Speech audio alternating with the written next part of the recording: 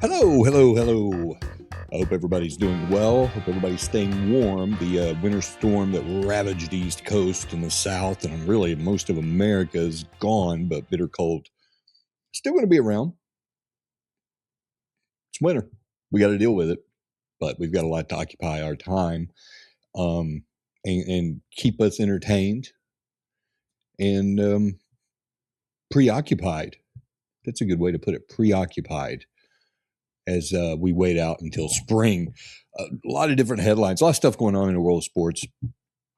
Just massive stuff on the court, in the courts, you name it. A little bit of everything. Got some news today that the NCAA is going to look into Clemson's accusations of blatant, that's using Dabo Swinney's word, tampering with linebacker Luke Farrelly by Ole Miss. And don't forget, it was a whole big to-do last week. Dabo calling out Ole Miss, calling out Pete Golding by name, and giving a timeline, producing, they said they have documents of this is when they did this is when they did this, and they contacted Luke Farrelly, who had transferred from Cal. He was on campus. He was in class. He was working out with the team. And they say Ole Miss came a-calling relentlessly. So the NCAA is looking into it. And good on Clemson for two things. One, for standing up for this. Used to be that when a kid got on campus, you felt good about it. That was done. I mean, if you had the old day of the fax machine with the letter of intent. Okay, we got that. Okay, now let's get him on campus. And then he gets on campus and you knew it was a done deal. It's not the case anymore. Luke Farrelly's gone. But you go into the Clemson football website and you can get Luke Farrelly's page. He has his own individual page, got his picture on it. And when you click on the bio, master bit of trolling here by Clemson. You click on the bio and you get the video from the press conference last week. Well done. Bravo to the people at Clemson. Interested to see how the NCAA approaches this, what it comes up with. Still haven't heard anything from Clemson or from Ole Miss. Nothing. And I'm still of the belief that they have to make a move. They got to do something. They have to make a statement. They have to punish Pete Golding in some way, shape, or form. This is blatant. There's tampering, as Dabo said. That's tampering 101. Then you have tampering 201. Then you have tampering 301. This is like 301 graduate level tampering. So I want to see what Ole Miss does to kind of maybe salvage a little bit of its image, because it had been the victim under the Lane Kiffin debacle and seemed like it wanted to separate itself from all that. This is not a good look. This is not a good look. This is the same old crap. And the difference is Kiffin never got busted or hasn't been busted yet. So we'll follow that. Other interesting bit of news, and this is also fresh. Duke works out a settlement with quarterback Darian Mensah. Now, remember, Mensah had said he was not entering the portal. He was sticking around. And by all accounts, he had signed a new deal with Duke worth around $4 million in NIL money. But then something happened, and he entered the transfer portal on the last day of the portal. And all hell broke loose. And apparently Miami was coming after him. Duke wasn't going to let him go anywhere. They actually got a temporary restraining order to keep him from going anywhere, talking to any other schools, yada, yada, yada. Well, they put it all to bed. Settlement now. And he's a player. 3,973 yards. That was second most nationally, second team All-ACC, and he led Duke to the ACC title. They didn't make the college football playoff because they had 5 losses, but they still won the ACC championship, and that's an achievement in and of itself. Which leads me to these questions. One, what is Duke going to do for a quarterback going forward? Will there be a trickle-down effect? Are they going to go snatch a quarterback from somebody else now? And two, is he headed to Miami? I presume so. Hasn't been made official yet, but I would presume that's where he ends up. And some of the money that's been tossed out there, some of the dollar amounts that, which may be true, maybe not true, kind of believe they're staggering. So Manny Diaz, poor Manny Diaz. He does an okay job at Miami, but he gets run out of town so they can bring home Cristobal. lands on his feet, ends up at Duke as the head coach after Mike Elko goes on to Texas A&M. He's done a good job at Duke. It's not an easy place. He's done a good job at Duke, and still Miami just beating him up. So God bless his little heart. Some non-football news. NASCAR, actually. Charlotte's NASCAR playoff race, the one usually held in the fall, usually in October. They've been doing it on the Roval, that combination of the oval track, and it goes out and it becomes partly a road course, a Roval. No more. It's going to be just the oval part of the track, 1.5 mile cookie cutter, which I used to just absolutely hate, but this is a good move. This is actually a good move because the racing on those tracks has improved exponentially since this next gen car was debuted in 2022. And the car doesn't really align well with the road courses. It actually makes the racing on these cookie cutters that I've been so critical of pretty darn good. So I'm looking forward to that. I'm not a fan of Charlotte. Maybe this will bring me back as the racing has improved. My only qualm with it is that in the new playoff structure, where it's just 10 races all the way through, back to the chase, there's no road course representation. And I think in order to crown a champion, you have to have a really well-rounded test. You have to have short tracks. You need the 1.5 miles. You need the super speedways. You need the road courses. And it's lacking that. But I think that's something that NASCAR will correct going forward into 2027. Or who knows? They might do it before then. NASCAR, more than any other organization, does things on the fly. Also this week, PGA Tour returning. Scotty Scheffler not playing. He ran roughshod over the field at the American Express. Just phenomenal golf.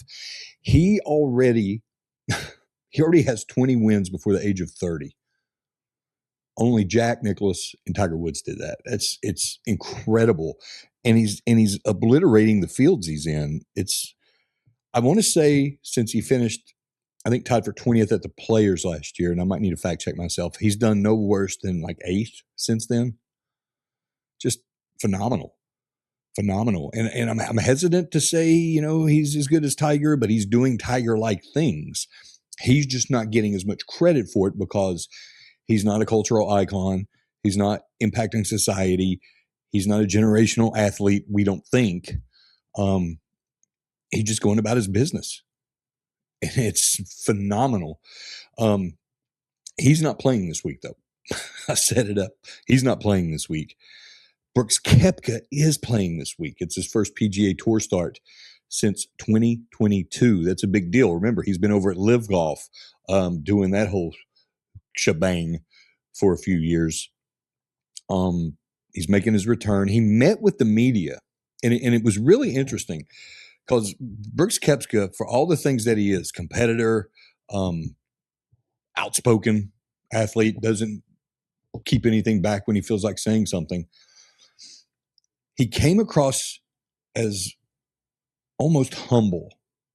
And I'm going to play a bit of it in a moment.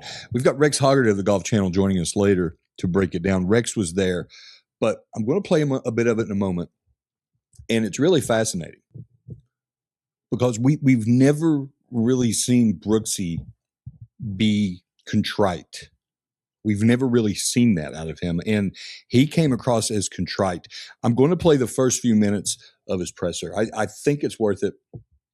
Let's go ahead and try to cue that up now. Because if Brooks Koepka is anything, he's usually not contrite. Brooks, along with trying to figure out who half this field is, since you probably don't know him, this being your first tour event since 22, does it feel like you're just resuming, or does it feel different? And if it feels different, how is it different? I think it feels a little bit different. I'm definitely a little bit more nervous this week.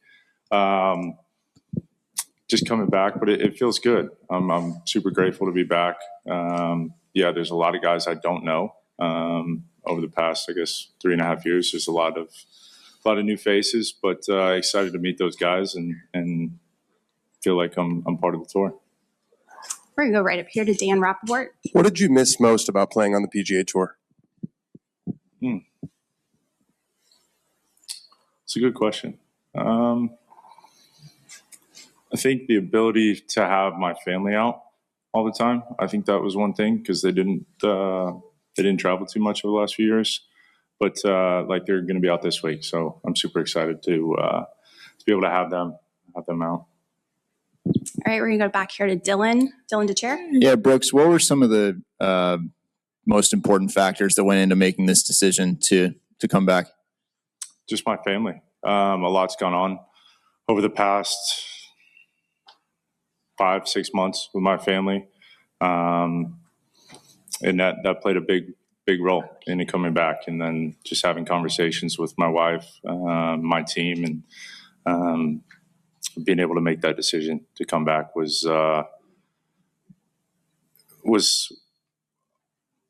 I guess it was tough conversations, but it was what was best for me and best for my family. And I think that was a decision that my wife, myself, everybody, my team, thought that was best as well.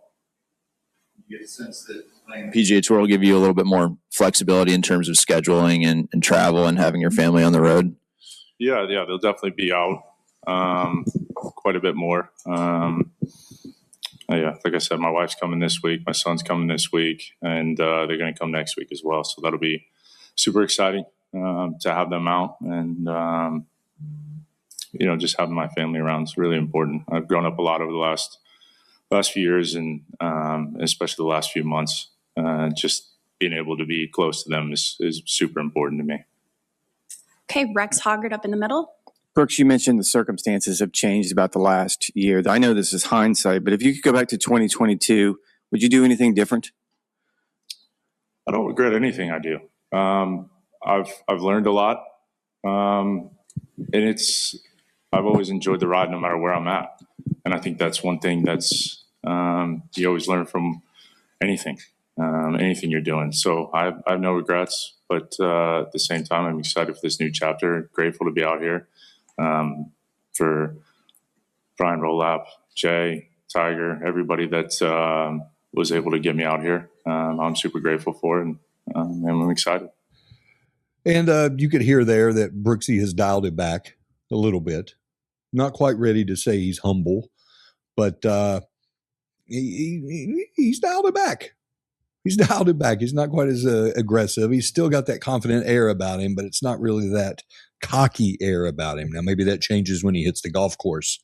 But it's going to be fascinating to see how quickly he can get reacclimated, which I don't think it'll be a problem. I mean, it's 18 holes, 72 holes over the course of 4 days. It's golf. It's golf. But as we learn more about what happened behind the scenes and his reasoning for coming back to the PGA Tour from LIV Golf, I think that's going to be absolutely fascinating. We'll bounce some of these questions off Rex Hoggard of the Golf Channel. We heard him ask a couple of questions. I want to ask him about this decision. I want to ask him about the program to bring these guys back from LIV Golf. And I want to also ask him who might win this week at the Farmers Insurance Open at Torrey Pines. Rex Hoggard of the Golf Channel on the other side. Stick around. Sports fans, it's time to gear up. Head to fanstreamsports.com and check out our brand new merchandise store. We're talking bold t-shirts, 3/4 zips, hoodies, hats, mugs, and more. Everything you need to rep your favorite shows and your favorite crew. Whether you're rolling with the J.P. Peterson Show in Tampa Bay, From the Rough in Dallas, the Tim May Show featuring Clay Hall, or the Jeff Thidoff Show in Ohio, or any of our FanStream Sports original programming, we've got the perfect look for game day and every day. So don't wait. FanStreamSports.com. Click merch and grab your gear now. Wear the stream, live the stream. FanStreamSports.com. PGA Tour returning to action this week. They're in Torrey Pines for the Farmers Insurance Open. And any other planet, any other sport, the big story would be Scotty Scheffler just continuing to do otherworldly things. But instead, the big story is the prodigal son returning to the PGA Tour, Brooks Koepka. And Brooks met with the media on Tuesday, about 25 minutes, almost 30 minutes. I had some takeaways, but my opinion doesn't count as that of our guest. It's our friend Rex Hoggard of the Golf Channel. And Rex, you were on site for Brooks's press conference, his welcome back press conference. I actually heard you ask a couple of questions. Good on you. What was your biggest takeaway from everything he said? That he was contrite and we all know the background. And for those who don't, Brooks Koepka in 2022 decided to go to LIV Golf. He spent 3.5 seasons over there. And with that came a penalty. And the players who left the PGA Tour to go over there, they knew all along that it was not going to be a warm welcome back if and when they did want to come back to the PGA Tour. And in Brooks's case, it is a bit of a warm welcome. Don't get me wrong. He's just waltzing back with his cake and eating it too, as a lot of people want to say. It's going to have a financial impact right off the top. He had to make $1 million donation to a charity from his pocket. He can't get any FedEx Cup bonus this year. He doesn't get any player equity. All told, it could cost him $50 million deciding to come back. And that's not even counting what he's going to lose from his contract. He got out of his last year in his contract with LIV Golf in 2026. So it's going to have an impact on him. And I will say, as a product, Brooks Koepka returning to the PGA Tour is good for the product. He is one of the most popular players in the game. He's a 5-time major winner. When he shows up, people pay attention. This week being a perfect example. ESPN has not broadcast a regular PGA Tour event, non-major, regular PGA Tour event in almost 2 decades on linear TV. They're doing it this year on Thursday and Friday because only Brooks is in the field. So you see the impact right off the top. And I will say the one thing that stood out from the press conference going in, the one thing I felt like Brooks needed to accomplish was he needed to be a little contrite. He needed to just put it out there for the world. Look, I made this decision. It wasn't best for me. I wanted to come back. I got my hand slapped, and I'm happy to be back. And that's exactly what he did. And that was a little amazing to me because you spend enough time around Brooks. Contrite's not in his wheelhouse. That wasn't a tool in the bag. Of his 14 clubs, that wasn't one of them. So that's probably the part that impressed me the most. And yet he still said he regrets nothing he's ever done. He made that loud and clear. He literally said those words at one point. But that was my question. That was my question. That was your question. That was your question. I'm stopping short of saying he was humble, but I do think he's contrite. And we don't know everybody's backstory. We don't. But we know a few things have happened in Brooks's personal life that has given him an epiphany or an awakening or this new direction. What can you tell us, though, that brought us to this point? I believe he had an issue with maybe his wife had an issue, something of that nature. Obviously, that had a huge impact on him. Is there anything else? Well, and this goes to the question that I asked. I did not ask him if he had any regrets. I don't think that would have been a fair question. I asked him if I could teleport you back to 2022, would you make any different decisions? And he was really quick hitting me with, I don't have any regrets, which shows you, even though he was right, the Brooks DNA is still on the inside. He is still one of the guys on tour who likes to walk around with his chest out. That's his MO. I'm not even saying that as a bad way. Like, he loves to prove to the world that I am a self-made wolf and everyone else is sheep. And he did it really well for the better part of a decade. I will say he made it clear, and like this is him walking a very fine line and doing it well, that this was about what was best for him and his family. This didn't necessarily, he didn't make it professional. He didn't make it personal, at least towards LIV Golf, and he was given a couple opportunities to do that. He just said at this point in his life, it would be better for him to be on the PGA Tour. And he did allude to a lot of things going on in his personal life that impacted this decision. Along those lines, I found it fascinating that the conversation with Brooks and his family started in September. And the very first phone call he made wasn't to Brian Rowlett, the CEO of the PGA Tour, wasn't to Jay Monahan, the commissioner of the PGA Tour. It was to Tiger Woods. Of course it would be to Tiger Woods.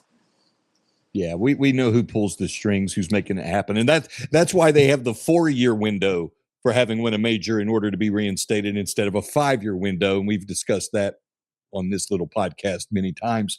Rex, I'm wondering this. You're out on the tour. You're dealing with these guys on a week-to-week basis.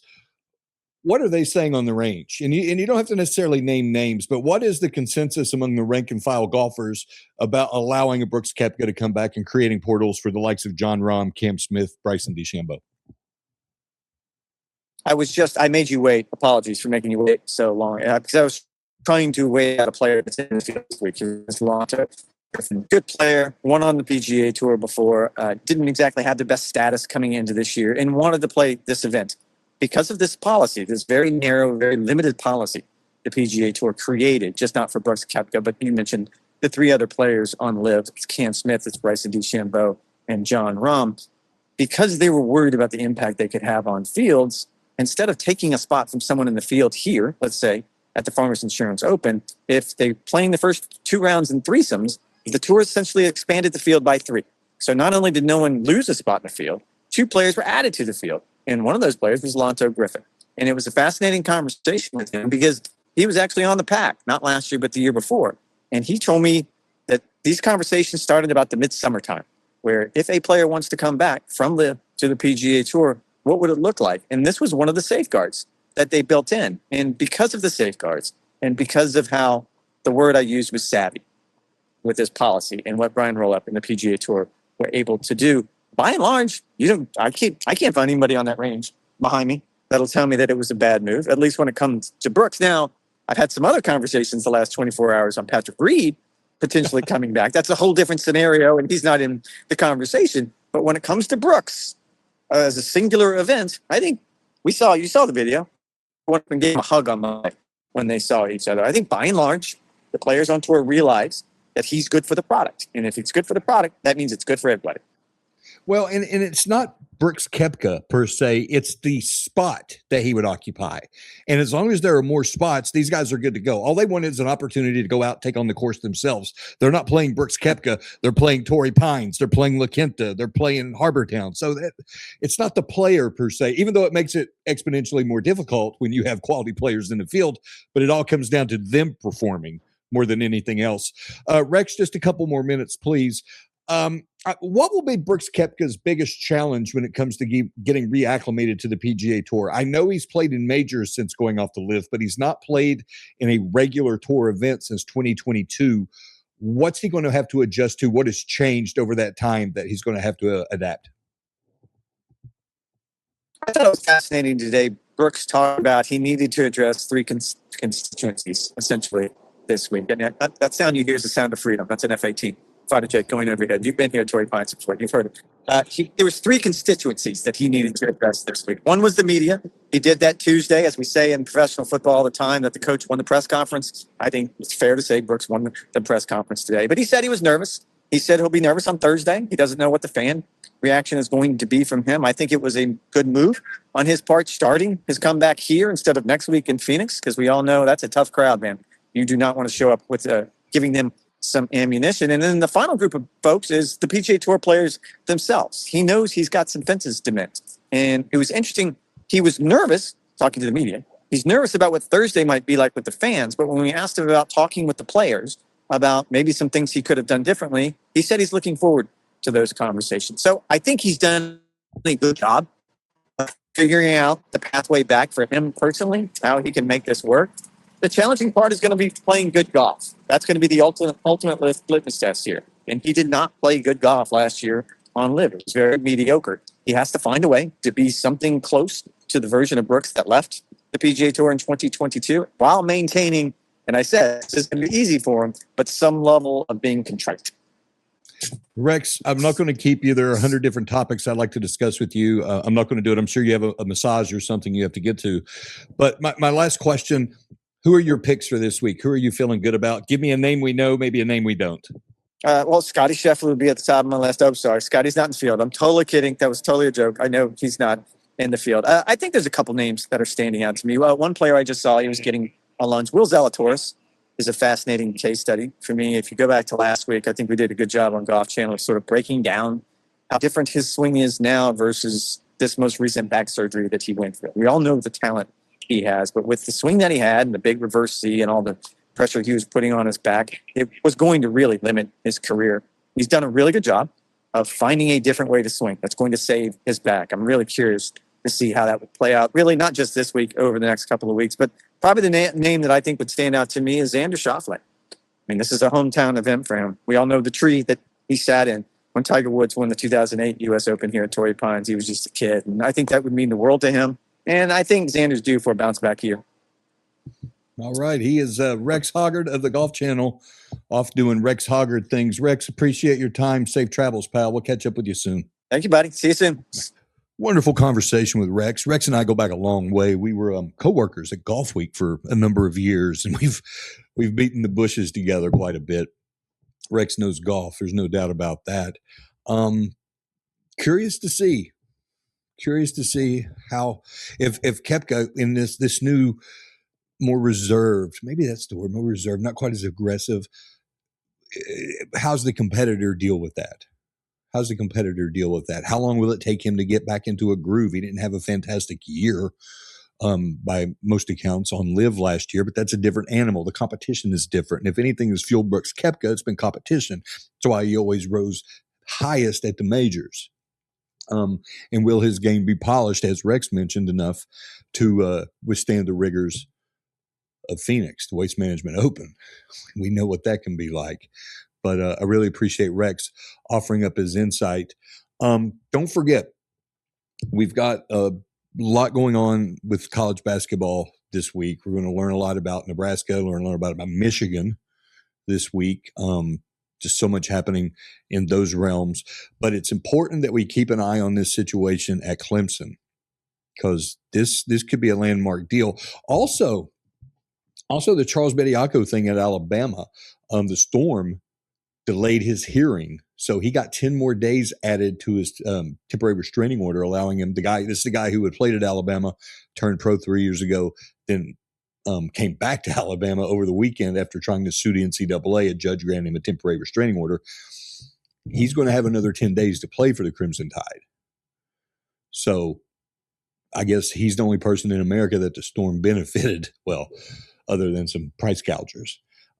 We need to keep an eye on that situation as well, because both are potentially, not potentially, they will be landmark situations. One is already a court case, the Bediako thing, that's going to have huge ramifications one way or another. No, whichever way the judge rules, if he can play going forward, if he can't play going forward, it's going to have ramifications.